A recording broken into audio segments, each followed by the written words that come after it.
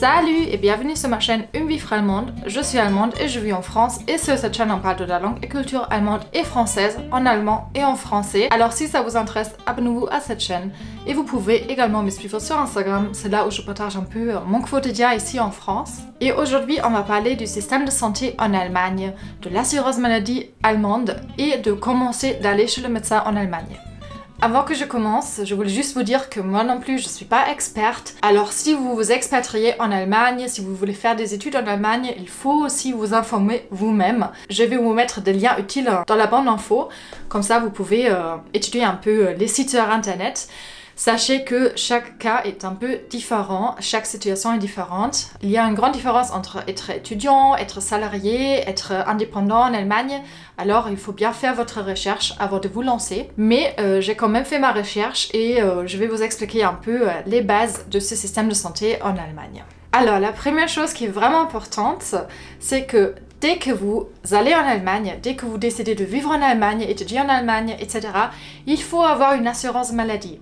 Soit votre assurance maladie française ou je ne sais pas d'où vous venez, soit vous entrez dans le système allemand, mais c'est hors question de vivre en Allemagne sans être assuré. Vous êtes obligé par la loi d'avoir une assurance maladie. Alors c'est pas possible de quitter l'assurance maladie française et ne pas avoir une assurance maladie allemande après. Et normalement les assurances, ils veulent quand même avoir une preuve, ils veulent savoir que vous avez déjà trouvé une autre assurance avant qu'ils vous laissent partir.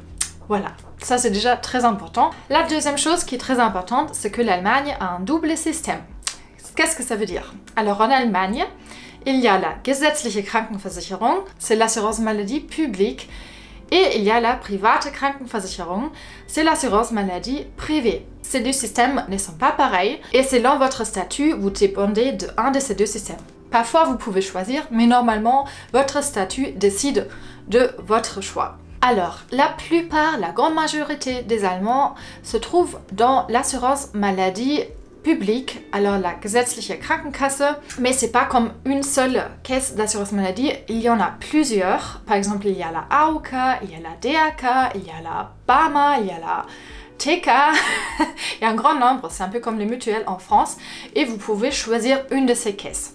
Sachez que entre ces caisses, il n'y a pas vraiment une grande différence, ni de prix, ni des avantages, mais parfois il y a une caisse d'assurance maladie où vous avez un meilleur service client, parfois il y a un service client en anglais, parfois vous avez des examens gratuits et l'autre ne rembourse pas, alors il faut un peu faire la comparaison, mais en général ils sont tous plus ou moins pareils. Alors je n'ai pas vraiment une recommandation à vous faire, il faut regarder un peu. Alors vous choisissez votre assureur et vous êtes donc dans la gesetzliche Krankenversicherung. Alors, qui est dans la allgemeine Krankenversicherung? Alors, normalement, chaque personne qui est salariée, c'est-à-dire qui travaille pour une entreprise par exemple, fait partie de cette allgemeine Krankenversicherung, sauf que si vous dépassez un seuil, dans ce cas-là, vous êtes obligé de passer à l'assurance maladie privée. Alors il faut avoir un salaire assez élevé pour ne plus faire partie de la allgemeine Krankenversicherung. Cette Krankenkasse, comme on dit, cette caisse d'assurance maladie, vous donne une carte, Krankenversichertenkarte, et c'est un peu comme la carte vitale, sauf que normalement, elle fonctionne un peu comme une carte de crédit. Alors normalement, quand vous allez chez le médecin en Allemagne, vous allez à l'accueil, vous donnez votre carte à la personne à l'accueil, et après, c'est bon, vous payez rien, c'est remboursé tout de suite, quoi. C'est un peu différent en France. En France, très souvent, vous payez vous-même et après vous êtes remboursé. En Allemagne, normalement, c'est toujours du tiers payant, comme on dit en français. Par contre, il y a des examens qui ne sont pas remboursés. Ça peut arriver. Tout ce qui est un peu spécial. Par exemple, le détartrage, normalement, n'est pas remboursé en Allemagne. Il y a des assurances, des caisses maladie où c'est remboursé, il faut regarder un peu, mais normalement ça par exemple est un examen ou un service supplémentaire qui n'est pas remboursé. Mais tout ce qui est basique, par exemple, aller chez le dentiste, aller chez le médecin traitant, faire un examen standard, tout ça c'est remboursé et vous payez rien. Ce qui est très important de savoir, c'est par exemple quand vous êtes marié et votre conjoint, votre conjointe ne travaille pas, cette personne est assuré avec vous dans votre assurance maladie. Pareil pour vos enfants, alors vous avez une Familienversicherung, alors une assurance familiale, et normalement les enfants peuvent rester assurés avec vous jusqu'à l'âge de 25 ans. Comment paye-t-on cette assurance? Alors quand vous êtes salarié, votre employeur paye la moitié, alors 50% de cette assurance, et les autres 50% c'est à vous de payer. Alors c'est un peu moitié-moitié. Et le prix dépend de votre situation personnelle et surtout de votre salaire. Alors en 2020, vous payez 14,6% de votre salaire. Alors si vous avez un salaire très élevé, vous payez un peu plus. Si vous avez un salaire assez bas, vous payez un peu moins. Et la moitié, c'est pris en charge par votre employeur. Bon, maintenant on va regarder un peu plus en détail la private Krankenversicherung, l'assurance maladie privée en Allemagne. Alors déjà, qui a droit à cette assurance privée? Alors, les premiers sont les fonctionnaires, ils sont tous dans la private Krankenversicherung. Deuxièmement, les personnes qui travaillent à leur compte, alors les freelances, les personnes qui travaillent de manière indépendante. Apparemment, eux, ils peuvent faire le choix entre les deux, mais très souvent, c'est plus avantageux d'être dans l'assurance privée, mais il faut faire le calcul selon votre cas. Je peux vous en dire un peu plus après. Alors, l'assurance maladie privée, elle est normalement un peu plus chère, ou bien plus chère. Et le prix dépend plutôt de votre profil de risque, c'est-à-dire que quand vous êtes plus âgé, vous payez plus cher. Alors ça ne dépend pas uniquement de votre salaire, comme par exemple la Allgemeine Krankenversicherung. Le grand avantage des assurances privées, c'est que normalement vous avez droit à beaucoup plus d'examens et il y a beaucoup plus de choses remboursées. Par contre, c'est à vous d'avancer les frais et vous êtes remboursé après. Pour vous donner un exemple, dans la Allgemeine Krankenversicherung, normalement les lunettes ou les lentilles ne sont pas remboursées. Mais quand vous êtes dans la private Krankenversicherung, parfois ça peut être remboursé. Alors en gros, vous êtes mieux assuré. C'est sûr, c'est un grand avantage. Vous avez aussi très souvent des rendez-vous plus rapidement, c'est très injuste, mais ça arrive très souvent. Les médecins vont vous demander si vous êtes assuré privé ou pas, et ils vont donner des rendez-vous plus rapidement aux patients qui sont dans l'assurance maladie privée. Ça montre aussi que ce système en Allemagne est assez injuste. Je pense que c'est assez clair, hein. Déjà d'avoir un double système comme ça, c'est un peu injuste. Et de ne pas avoir les mêmes droits, c'est encore plus injuste. Alors ce système en général est beaucoup critiqué, mais pour l'instant c'est toujours comme ça et je ne sais pas si ça va changer dans les prochaines années, on ne sait rien. Voilà, mais moi je ne suis pas forcément fan de ce système. Bon, on s'arrête là et maintenant on va parler un peu plus généralement de comment c'est d'aller chez le médecin en Allemagne, combien ça coûte, etc. Les grandes différences.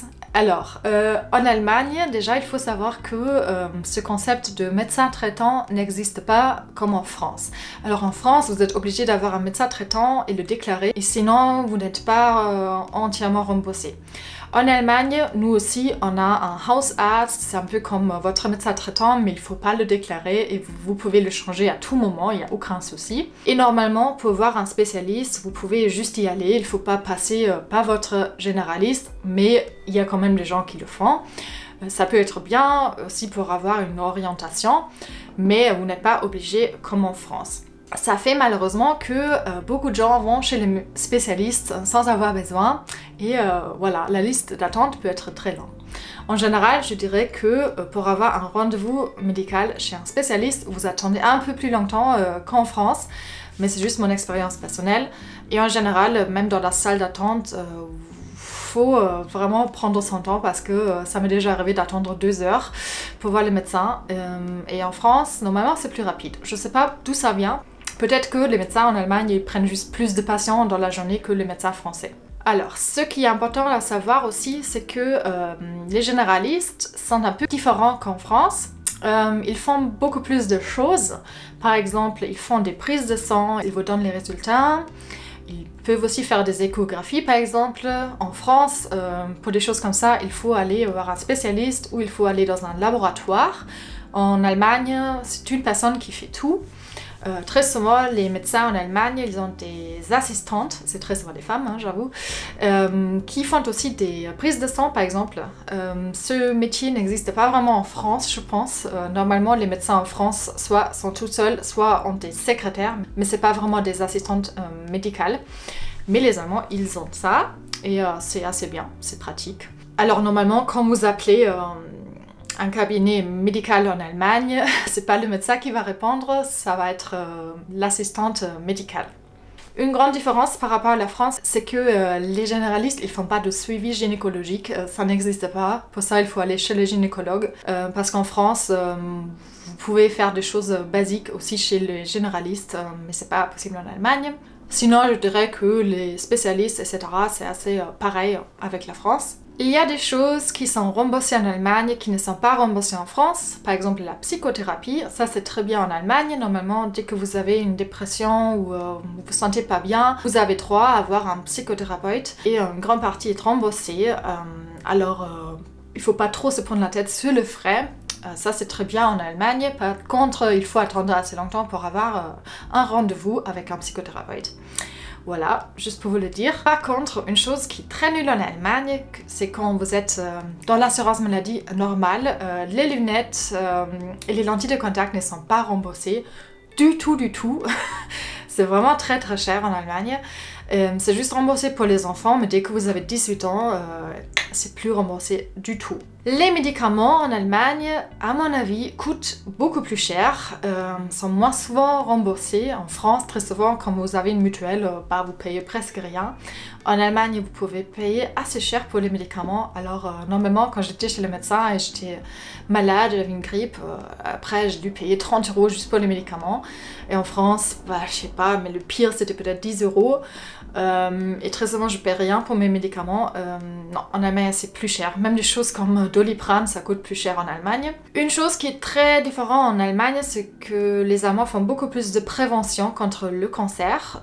Par exemple, chez les gynécologues, on fait beaucoup plus de frottis. Par exemple, quand vous prenez la pilule, vous devez faire un frottis tous les 6 mois. Et sans pilule, vous faites ça une fois par an. Et je crois qu'en France, c'est une fois tous les 2 ans, alors une grande différence. Et on fait ça beaucoup plus jeune aussi. Normalement, toutes les jeunes filles de, je sais pas, 16 ans, elles font déjà des frottis. C'est pas du tout le cas en France, d'après ce que j'ai compris. En France, c'est recommandé à partir de 25 ans. Alors, vous voyez, il y a quand même pas mal de différences là-dessus. Aussi des choses comme le cancer du côlon. En Allemagne, il y a des coloscopies gratuites à partir de, je ne veux pas mentir, 55 ans. Alors on a plutôt je dirais que les Allemands, ils ont plus une culture de prévention que les Français.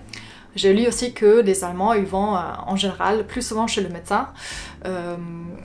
Voilà, c'est juste comme ça. Peut-être parce que on paie rien, on est remboursé tout de suite. Voilà, qu'est-ce que je peux vous dire plus? En général, je dirais que les systèmes de santé en Allemagne, il n'y a rien à dire, hein, tout fonctionne bien, les médecins sont bien équipés. Je dirais que pour moi personnellement, j'ai pas trouvé une grande différence au niveau de qualité entre la France et l'Allemagne. Je me sens en sécurité en France, je me sentais bien en Allemagne.